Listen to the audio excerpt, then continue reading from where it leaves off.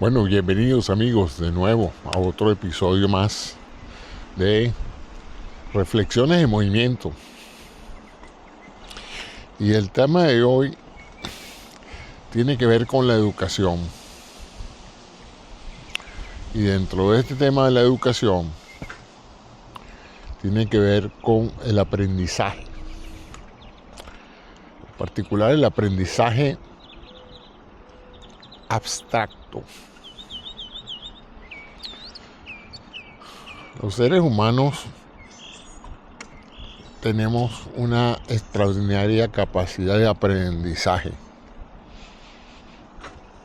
que especulativamente se puede decir que se inicia desde el mismo momento de la concepción. En el momento en que se empiezan a especializar las primeras neuronas a partir de las células madres, estas empiezan a recibir estímulos eléctricos, sensoriales, y empiezan a especializarse en la variedad de tipos neuronales que va a haber.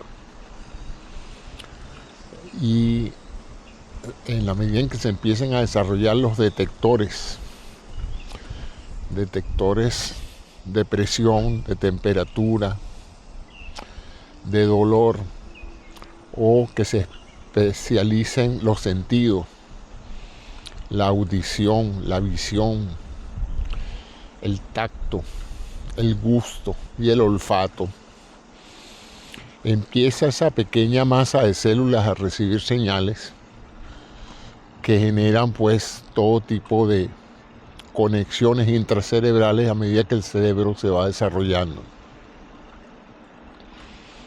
Así se desarrolla el tallo cerebral inicialmente, y a partir de allí se desarrolla la parte que llaman reptiliana, los bulbos, la protuberancia, toda la parte del eje central donde se encuentran los centros respiratorios reguladores de la vida, el sistema simpático, el parasimpático, todo eso se encuentra allí. Se desarrollan las neuronas motoras y las neuronas sensoriales, y luego se desarrolla pues el sistema límbico, ¿verdad? Y luego finalmente empieza la corteza a crecer, todas simultáneamente, una sobre otra, hasta que se desarrolla el encéfalo y se ocupa la bóveda craneana. También la llamamos la calota craneana, se llena de tejido nervioso. Se forman los ventrículos cerebrales, se forman los hemisferios, y empieza esa corteza a crecer y a crecer y a crecer y a establecer conexiones. Todas esas conexiones es lo que llamamos neuroplasticidad. Así se llama la neuroplasticidad, el desarrollo neuronal a partir de conexiones de capas y capas que se interconectan unas con otras. Tenemos la sustancia gris, que es donde está la zona celular. Tenemos la sustancia blanca, integrada más que todo por fibras nerviosas que llevan los impulsos eléctricos de un lado al otro del cerebro. Y ahí empieza el aprendizaje. Pero es un aprendizaje reflejo de señales que llegan. El niño en el útero empieza a aprender de los sonidos que escucha, de las sensaciones, de las respuestas de la madre, de la voz de la madre. Todo eso al principio lo va escuchando el niño a medida que va desarrollando su sentido de la audición. A través del movimiento de sus extremidades empieza también a recibir señales sensoriales producto del medio líquido en que se desenvuelve. Y así va ese cerebro desarrollando las estructuras básicas que, junto al mapa que viene en el ADN de la concepción de ese ser humano, lo va a preparar para una de las cosas más fascinantes del desarrollo de su cerebro, que es que todo ese órgano que está creciendo que le va a dar soporte a la vida, que va a controlar todas las funciones biológicas y endocrinas, funcionales, la frecuencia cardíaca, respiratoria, que va a organizar todos los procesos nutricionales, digestivos, endocrinos, etc. Va a haber una en particular que va a ser sorprendente, y es el desarrollo de las áreas del lenguaje. Es lo que le va a permitir a ese cerebro en desarrollo comunicarse con otros seres humanos, comunicarse a través de las áreas del lenguaje. Los lingüistas junto con los neurofisiólogos han estudiado mucho esto, porque se pensaba que esencialmente el cerebro humano aprendía el lenguaje una vez desarrollado. Pero ahora más modernamente se piensa que ya el cerebro humano viene en el nacimiento con una capacidad excepcional para procesar señales abstractas. ¿Y por qué digo abstractas? Porque a diferencia del aprendizaje producto de una reacción refleja que te dice que si te acercas a una zona caliente te quemas, o que si tienes mucho frío tienes que abrigarte. Esos son aprendizajes que se desarrollan producto de la experiencia de la vida. Experiencias como el dolor, el aprendizaje que ofrece el dolor para saber cuáles son aquellas posiciones o situaciones dolorosas que se deben evitar para no sentir dolor, pues. El aprendizaje del equilibrio para caminar, para pararte. Cuando un niño está empezando a caminar, él aprende a caminar a través de experiencias propias. No hay que darle instrucciones. Él, a través de un proceso de ensayo y error y a través de una predisposición genética de su especie que lo ayuda a ser bípedo, eventualmente se levanta y camina en sus dos pies. Pero aquí me estoy refiriendo al mismo fenómeno que va a pasar en ese primer año de vida, que va a ser el aprendizaje del idioma. Y cómo cuando él escucha los sonidos producidos por la voz de la madre, del padre o de cualquiera que esté en su entorno, ese niño, ese cerebro va a procesar esas imágenes, esos sonidos, y va a ser capaz de identificar patrones abstractos, porque al principio, como todo el que escucha un idioma por primera vez ajeno al de uno no entiende nada. Son sonidos que por sí solos no parecieran representar absolutamente nada entendible, nada comprensible. Sin embargo, a medida que uno se expone más a la asociación entre lo que uno ve, observa y escucha, esos sonidos se agrupan en patrones que se empiezan a hacerse familiares. Y entonces así es como usted aprende a hablar un idioma, escuchándolo y viviendo en una comunidad donde ese idioma se utiliza como una comunicación entre los miembros. Ese proceso es gradual, se produce en los primeros 2-3 años de la vida.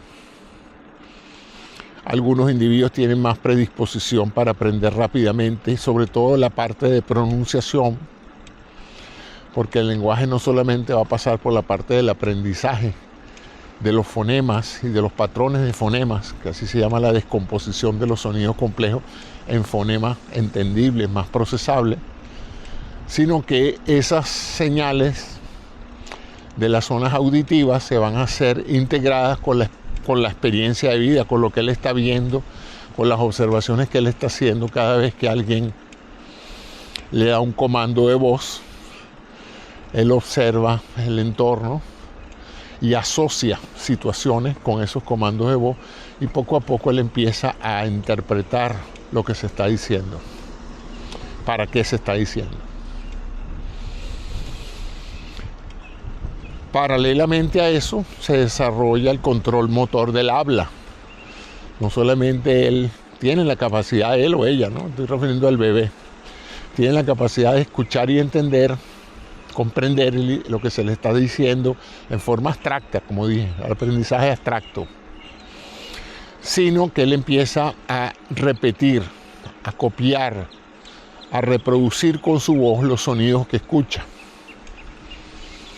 Y ahí se produce la primera conexión entre lo que se escucha y lo que se produce cuando él habla. Y ahí es donde se adquieren los acentos.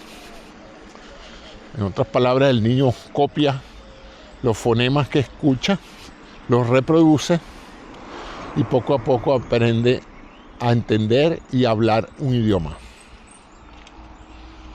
Sin embargo, hasta ahí el proceso de aprendizaje es algo primitivo.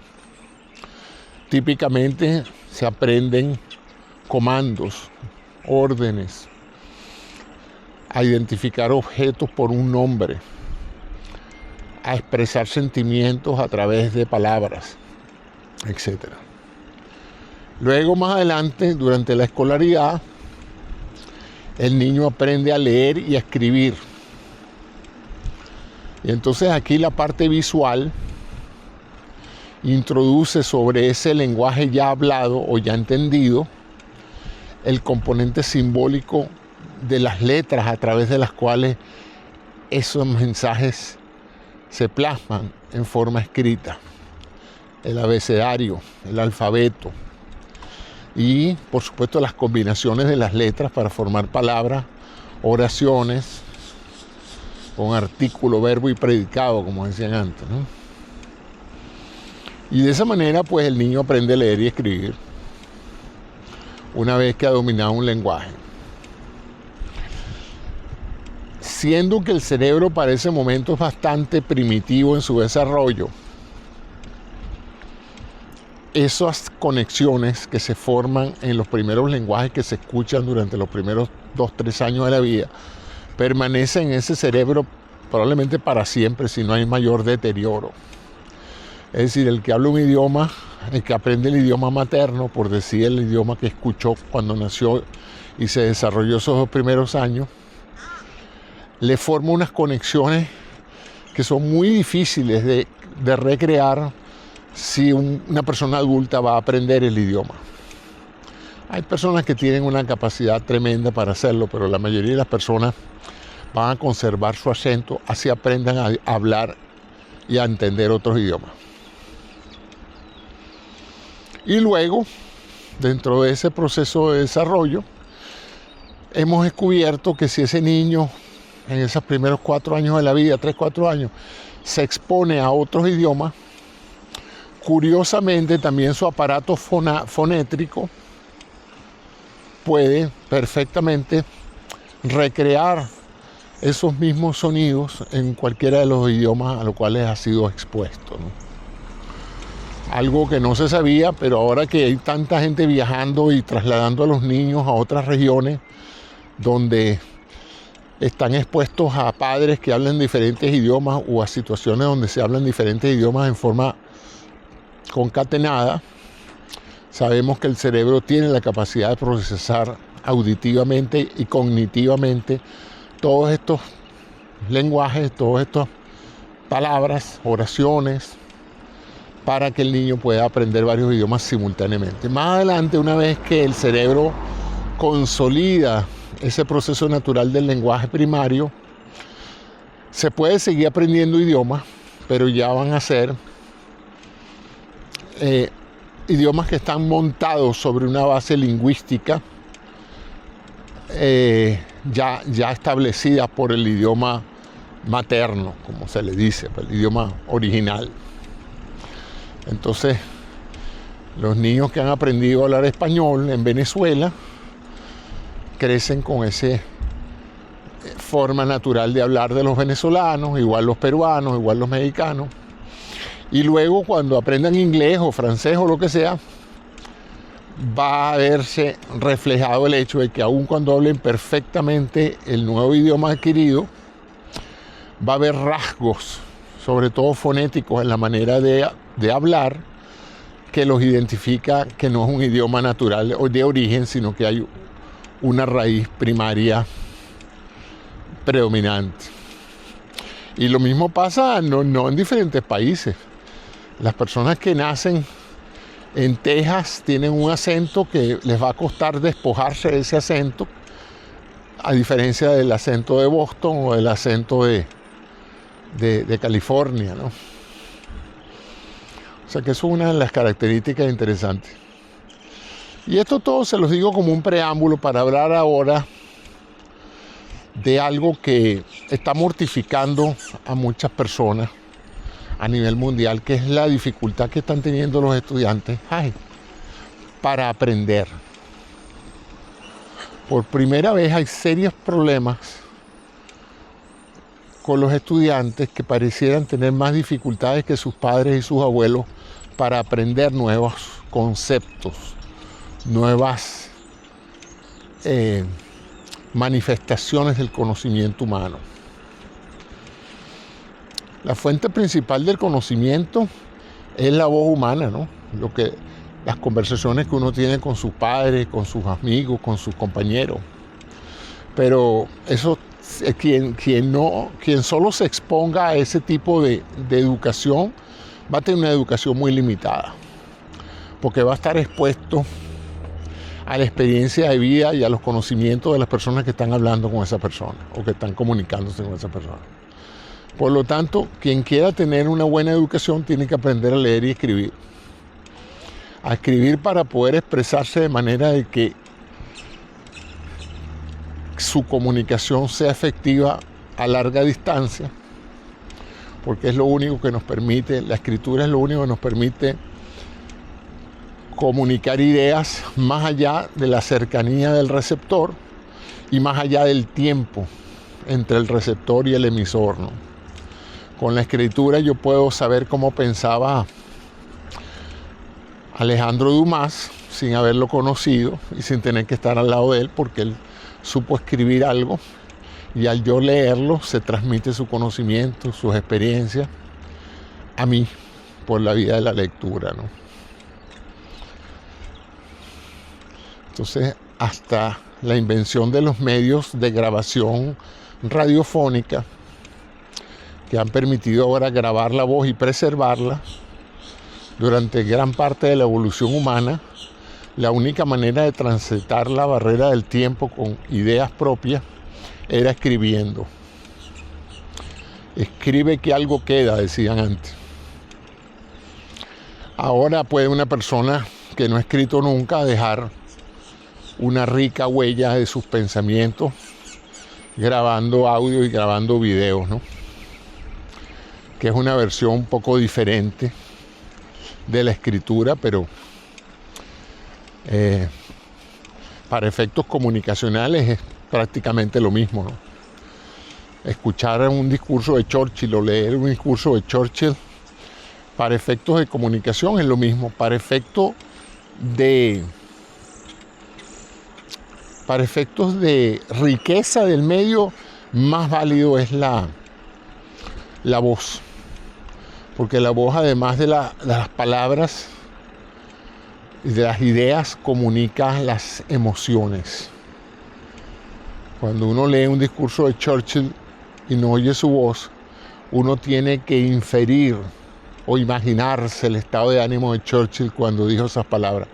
Pero si uno lo escucha en una grabación, uno puede hasta escuchar el ritmo de su respiración cuando grabó ese discurso, ¿no? Y eso pues es mucho más rico que el solo texto, pues. Y más si le añadimos el video, donde uno además de eso ve el lenguaje corporal, la gesticulación, las expresiones faciales, todo lo que hace la comunicación completa, pues. No solamente lo que se dice, sino la emoción con la que se dice y la postura con la que se dice algo. O sea que yo creo que en el futuro el grueso de la educación no va a venir de la lectura, va a venir de la visualización de personas que en otras épocas hubiesen escrito un libro. Y que ahora, pues, ante el hecho de que todo el mundo está pegado de una pantalla, lo más probable es que sea más práctico escucharlo, ¿no? La popularidad de los libros audibles y de los podcasts así lo sugiere. Las personas que han transcrito un podcast se han dado cuenta que muy pocas personas leen el podcast, prefieren escuchar el podcast, porque es un medio más natural entre seres humanos aprender escuchando que aprender leyendo. Malas noticias para los lectores, cada vez hay menos lectores de todo, ¿no?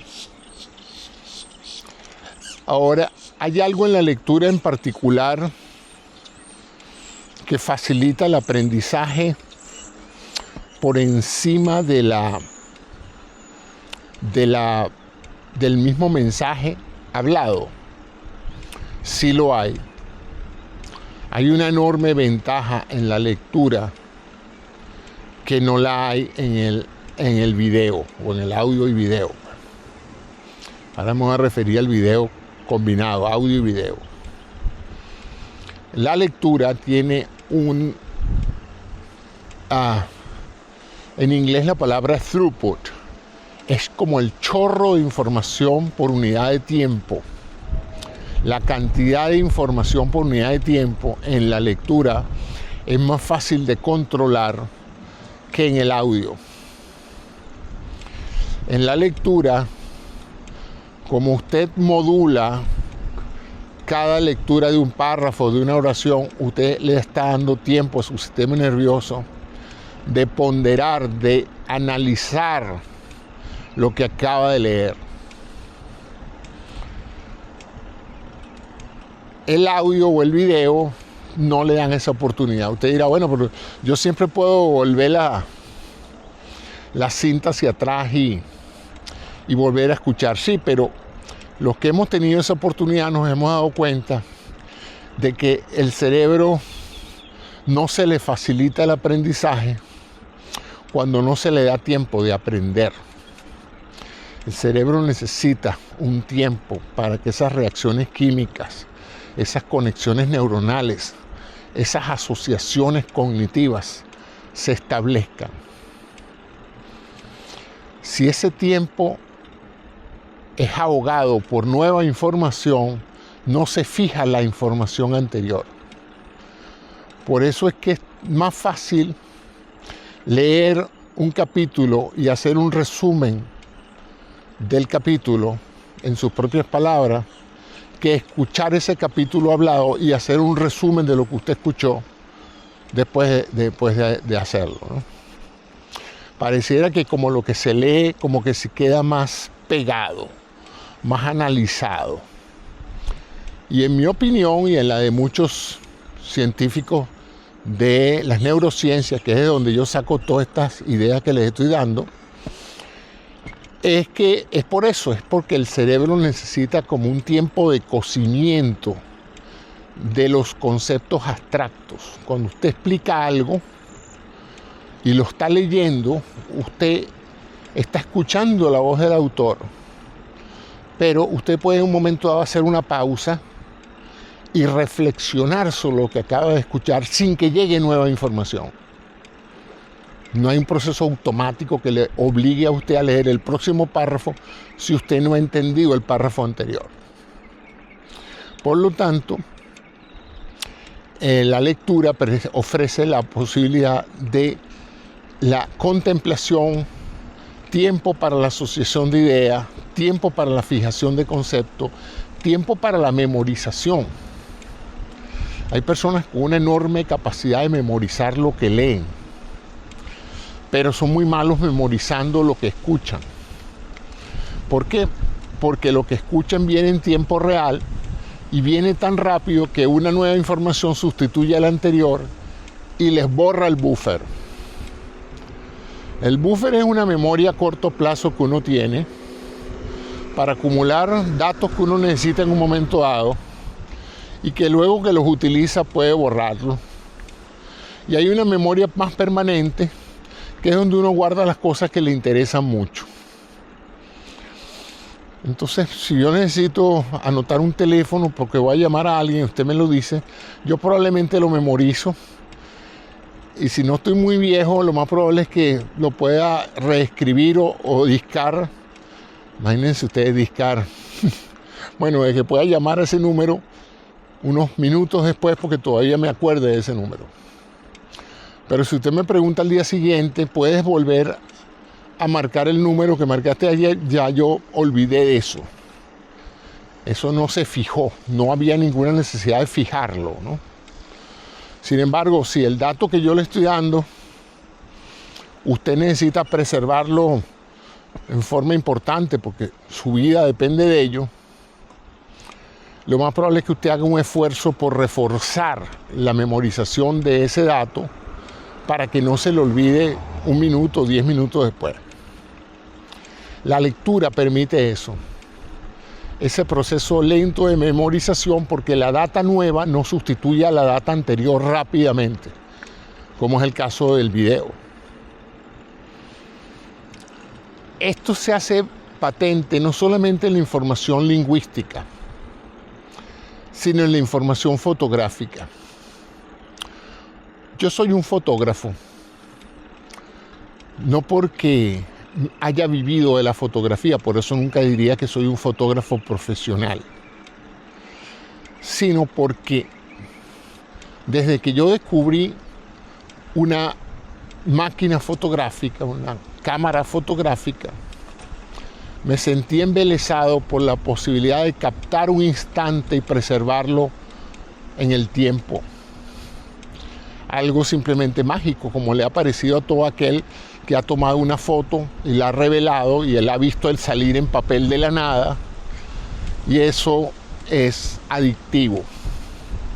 Después anda uno para arriba y para abajo, donde cada vez que ve algo interesante, uno lo que quiere es congelar ese momento para la historia a través de la película y luego revelarlo a través del papel y de los químicos para deleitarse tantas veces como uno pueda, volviendo a repetir el momento, observándolo y observándolo mejor, porque en la fotografía usted detecta una enorme cantidad de cosas que no vio en el momento.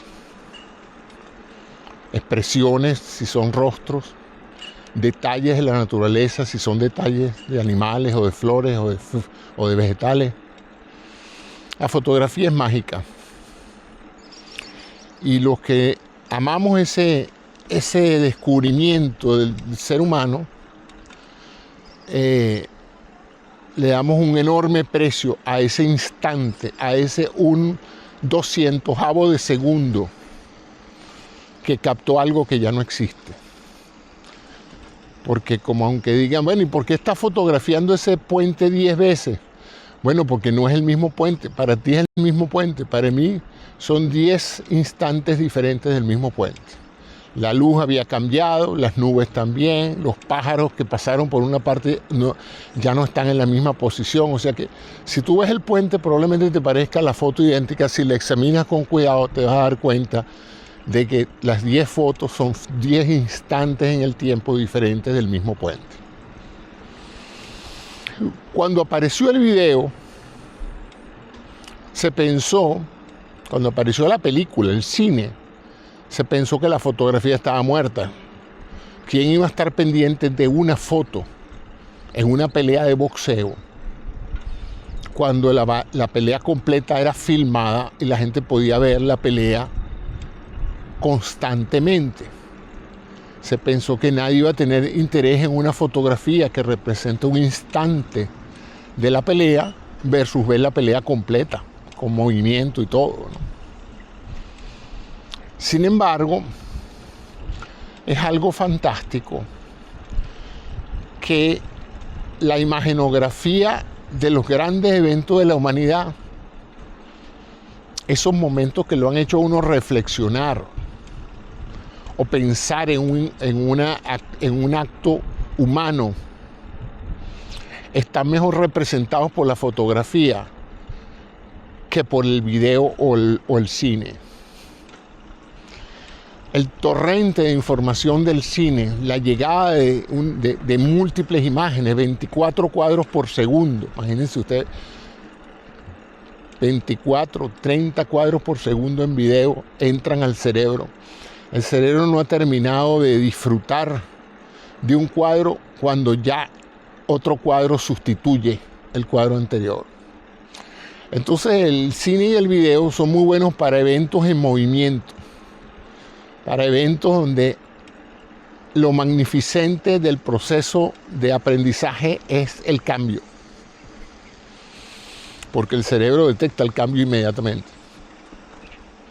Sin embargo, a la hora de caracterizar un fenómeno, una fotografía es irreemplazable, porque nos da la pausa, nos da el momento para reflexionar sobre ese momento, no sobre toda la pelea, sino un instante de la pelea. Y el análisis y el atractivo que significa dedicarle todo el poder cerebral de análisis a una sola foto, a un solo fotograma, es de un extraordinario valor emocional y hasta periodístico. Por eso todavía en casi todos los eventos deportivos se toman fotos.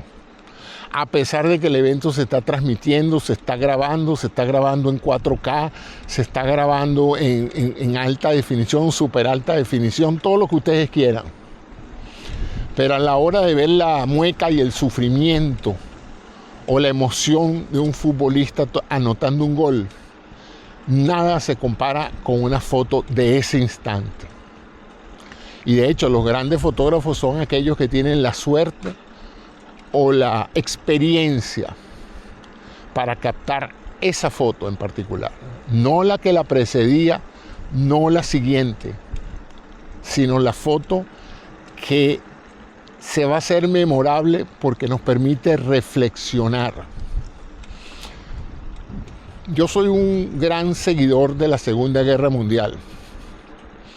En parte porque mi tío José, ayer fue el día de San José, mi tío José fue un hombre muy culto y que vivió, como su generación vivieron, la Segunda Guerra Mundial. Y él hablaba mucho de la Segunda Guerra Mundial y de sus participantes, de Churchill, de Gaulle, de Stalin, de Franklin Delano Roosevelt. O sea que yo crecí escuchando a mi tío José hablando de las narrativas de la Segunda Guerra Mundial.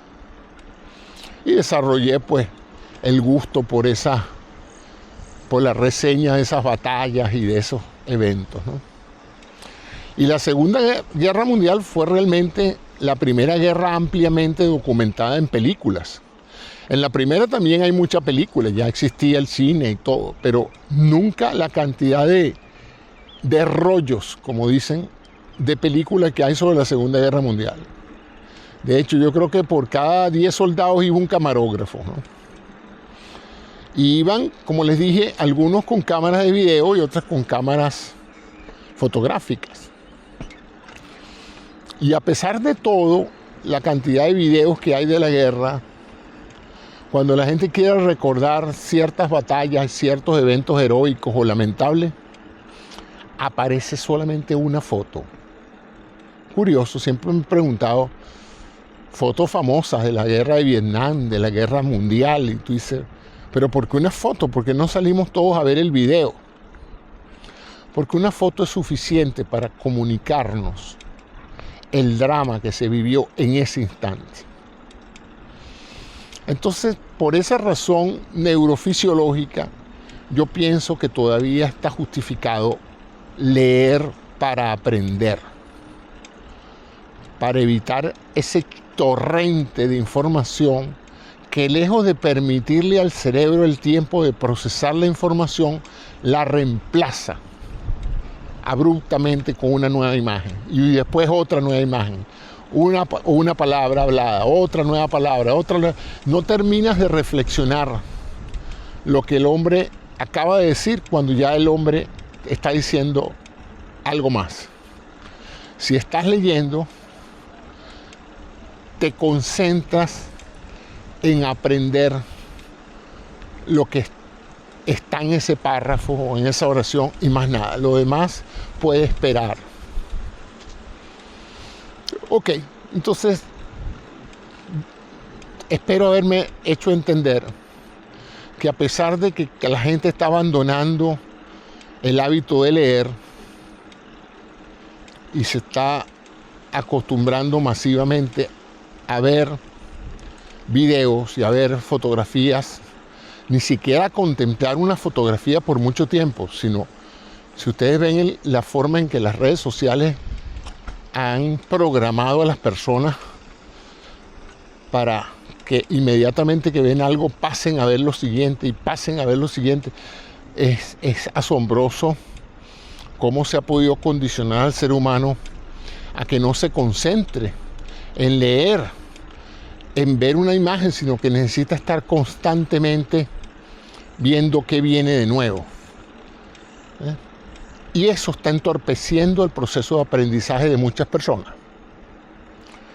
Porque no da tiempo a que el cerebro establezca esas conexiones con esas áreas de asociación, lo cual hace que la juventud de hoy se le esté haciendo cada vez más difícil aprender, porque su cerebro no está siendo condicionado para un aprendizaje, sino a través de un proceso de interrupciones constantes, del famoso multitasking, de las famosas distracciones o notificaciones, como las llaman las redes sociales. El cerebro se ha acostumbrado a la dosis de dopamina, a que la próxima foto es mejor que la anterior, es más provocativa, a que la muchacha que está en la foto está muy bonita, pero no profundices mucho porque la que viene va a estar mejor, a que el artículo que estás leyendo no leas más en profundidad, no lo leas completo, sino pasa al próximo artículo, porque mientras más artículos por minuto leas, más informado estás. Y ahí es donde viene la trampa de la educación actual, la creencia de que por más que tú hagas un throughput, de que tú utilices un caudal de información por unidad de tiempo acelerado, tú estás aprendiendo más. No estás aprendiendo más, estás procesando le estás dando tan poco tiempo de procesamiento al cerebro, que el cerebro no está haciendo absolutamente nada, sino viendo imágenes y viendo palabras o escuchando palabras, sin ningún tipo de análisis en profundidad, sin ningún pensamiento crítico. Entonces estamos yendo hacia una población que vive de slogans, frases cortas, tweets. Hay gente que yo me atrevería a decir que en los últimos 5 años no han leído sino tweets. Puro tweets. Fulanito tuiteó esto, el otro le respondió esto, yo le respondí, él me respondió. Frases cortas, sin profundidad, sin contexto. Eso, los que todavía leen, ¿no? Porque ahora con la comunicación hablada por casi todas esas mensajerías, ya hay gente que no escribe, habla, ¿no? Habla como por un teléfono. Y ese es el problema del teléfono, ¿no? Que te dan un mensaje largo, pero como no hay documentación de nada, tienes tú que usar tu memoria para recordarlo. Pero bueno, ahí viene el auxilio de las nuevas tecnologías. Tenemos ahora teléfonos que transcriben y te dan una copia textual de lo que se dijo. O sea que no necesitas memorizar un número o una dirección, no es necesario. Va a estar allí para ti. ¿Qué pasa con los órganos cuando no se usan? ¿Qué pasa con una glándula que no se estimula? ¿Qué pasa con un músculo que no ejerce fuerza?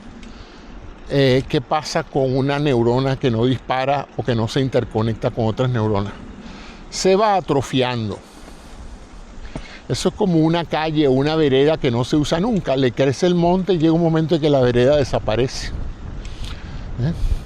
Si una autopista no se mantiene viva, en constante por el tráfico, eventualmente el pavimento se deteriora y cada vez se hace más difícil transitar por esa vía. Lo mismo le pasa al cerebro. Entonces es importante estimular la lectura en los niños para preparar ese cerebro para el procesamiento lento, ponderado del aprendizaje y de los mensajes. Porque de lo contrario vamos a crear un cerebro que no se puede concentrar, que no puede entender un párrafo por más que lo lea 10 veces, porque nunca lo ha hecho. Y que ante el apremio de resolver una situación, prefiere el eslogan, prefiere el comentario corto, prefiere el chisme, prefiere no leer un artículo, sino que se lo resuman. A mí me está pasando últimamente que yo leo algo o veo un video, porque hay videos muy buenos. Es más, a veces yo prefiero un video porque en el video tengo el texto, la transcripción de lo que se está diciendo, pero también tengo la imagen. Si me están mostrando algo, yo lo puedo ver. Si estuviera viendo nada más que el texto, tendría que imaginarme lo que me están diciendo, ¿no? Y hay gente con muy buena imaginación, hay gente que no. Es más, hay gente que imagina lo que no es. Por eso es que en educación una de las más grandes contribuciones de los libros de texto fue la inclusión de las imágenes. ¿Por qué? Bueno, porque una imagen habla por 1000 palabras. Aunque se necesitan palabras para describir la imagen, pero es así. Pero entonces después que les digo, mira, leí un artículo sobre tal cosa, pensando que eso va a estimular a la persona a leer el artículo, pues, para enterarse más en detalle de lo que yo les estoy resumiendo, ¿no? Me dice, no, pero resúmelo. Y yo digo, pero ¿por qué no lo lees y te formas tu propia opinión? Si yo te lo resumo, no va a ser la opinión del autor, va a ser la opinión mía de la opinión del autor. Entonces, si tú quieres realmente entender y aprender y recordar lo que una persona importante dijo sobre algo, léelo, y léelo sin interrupciones, léelo concentrándote en lo que estás leyendo, ponderando y tratando de usar tu inteligencia para evaluar si lo que la persona está diciendo tiene fundamento, tiene lógica, tiene sentido común. Muchas veces yo noto que las personas que solamente escuchan un comentario y creen que ese comentario les ha enseñado algo, y luego trato de ver si me entendieron, y esas personas me dicen, sí, te entendí, tú dijiste esto y esto y esto, y me doy cuenta de que no entendieron. Lo cual revela mi pobre capacidad de enseñanza, pero también revela que a veces la gente no escucha lo que cree que escucha, y que hay una cierta distorsión dada por los sesgos cognitivos y por los prejuicios que tienen las personas sobre otras, que pueden hacer que aunque usted está diciendo algo en donde está de acuerdo con la persona con la que está conversando, resulta que la persona parecería estar entendiendo que usted está en desacuerdo con ella. Es algo fascinante. A veces uno ve a dos personas discutiendo y llama la atención que a los ojos de los que están, a los oídos de los que están escuchando la conversación dicen, pero yo no entiendo por qué pelean si los dos están diciendo lo mismo. Pero si uno le pregunta a uno de los participantes, te dice, no, es que el otro no tiene la razón la tengo yo. Pero si ambos están diciendo lo mismo con palabras diferentes, no, él no tiene la razón, yo sí la tengo. Entonces lo que revela un poco qué complejo es la interpretación emocional del lenguaje, que a veces, arribando a las mismas conclusiones con diferentes palabras, las personas perciben que son diferentes conclusiones. Eso es parte de la dialéctica moderna, ¿no? Entonces, bueno, eso hoy está siendo motivo de preocupación para todos aquellos que están evaluando a los estudiantes, porque viene una transformación grave que es la introducción de la inteligencia artificial en los procesos de aprendizaje. Y la inteligencia artificial habla como loca, escribe como loca. Lo que ustedes le piden sobre el tema que ustedes le pidan y disparan eso, la inteligencia artificial teje de inmediato una enorme cantidad de información en respuesta a lo que ustedes solicitan.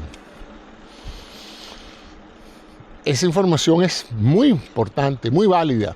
Sí y solo si usted la lee. Sí y solo si usted la entiende. Si usted no lee lo que ChatGPT le dice, o no entiende lo que ChatGPT le dice, o no le mete sentido crítico a lo que ChatGPT le puede decir, usted es muy probable que cometa errores graves que se los van a endosar a usted. Porque cuando usted firme un artículo o diga algo, la gente va a creer que viene de usted. Aunque siempre hay el recurso de decir, bueno, eso lo dijo ChatGPT, sí, pero lo dijo ChatGPT para que tú lo evaluaras, lo entendieras y lo procesaras para darle tu valor de revisión. De lo contrario, estamos en serios problemas de que en el futuro la gente que solo aprende de la inteligencia artificial va a irse atrofiando su capacidad de aprendizaje, atrofiando su poder de discernimiento, atrofiando su poder de sentido lógico y práctico sobre lo que está escuchando o leyendo. Y eso sería lastimoso, que después que el ser humano llegó a un nivel de inteligencia capaz de crear la inteligencia artificial, se vuelva bruto él. Se vuelva bruto. Llega un momento en que la inteligencia artificial predomine sobre la inteligencia humana, pero no porque sea mejor, sino porque el ser humano es flojo, no lee, no quiere ver, no quiere analizar. Y no quiere hacerlo porque está apurado, porque ahora todo el mundo está apurado, nadie tiene tiempo para nada. Yo hago programas largos porque esto que yo estoy haciendo en este momento, mientras pedaleo, es ejercitar mi cerebro. Esto es un ejercicio para mis piernas y un ejercicio para mis neuronas. Yo me estoy forzando a concatenar una serie de ideas, a asociar otras, a recordar otras y a elaborarlas todas en un mensaje que espero que sea coherente para ustedes y para mí, para yo sentir que todavía estoy usando mi cerebro, porque esto que les estoy diciendo no está saliendo de ChatGPT, está saliendo de Cisneros GPT, de esta cabezota GPT que está saliendo todo esto, ¿no? Cometeré muchos errores, olvidaré muchas cosas, usaré las palabras equivocadas, pero viene de mí. El día que yo simplemente deje de pensar y deje de crear ideas propias y me siente aquí con un teleprompter enfrente del triciclo a leer como un robot lo que ChatGPT me escribió, ya yo dejaré de ser yo mismo y me iré atrofiando. Llega un momento en que ChatGPT va a escribir allí en el teleprompter, yo soy un estúpido, yo voy a venir y voy a decir, sí, yo soy un estúpido. Y lo voy a repetir como un loro, ¿no? Porque si lo dijo ChatGPT, pues debe ser verdad. Entonces, todas estas reflexiones se las estoy dando porque me está preocupando que ya varios autores están hablando sobre la desinteligenciación de la gente. Nos estamos volviendo menos inteligentes, menos capaces de escribir un ensayo, menos capaces de escribir un artículo, menos capaces de pensar creativamente, porque estamos completamente entregados y fascinados con la idea de que nos hagan el trabajo por nosotros, lo cual no tiene en principio nada de malo, ¿verdad? Las máquinas se han hecho precisamente para ahorrarnos tiempo y trabajo. Pero en este caso estamos hablando básicamente de nuestro propio cerebro, lo único que nos hace humanos y capaces. O sea que si perdemos este dominio de las ideas, de la creatividad, nos vamos a ir atrofiando. Si los músicos, en vez de sentarse a escribir sus canciones o a componer con un instrumento las melodías, se dedican a apretar botones y a liberar prompts para hacer música, van a ir perdiendo la capacidad de hacer música humana. van a ir perdiendo la capacidad de transmitir sentimientos humanos en letras de canciones y en melodías. Y poco a poco vamos a empezar a notar que no hay creatividad auténticamente humana, sino que la música va a empezar a sentirse toda netamente de origen artificial. Lo mismo va a pasar con las artes gráficas, ¿no? El dibujante, el caricaturista, el diseñador de un logo, que piensa, que analiza una empresa, que analiza su cultura, que analiza el momento histórico y dice, yo creo que puedo diseñar un logo que capture simbólicamente lo que esta empresa representa. Eso toma tiempo, eso toma experiencia, eso toma un factor reflexivo. Probablemente no lo haga en una sentada, probablemente tenga que sentarse a elaborarlo, como le tomó varios años a Leonardo pintar la Mona Lisa. Eso no se puede hacer en 10 minutos, ¿no?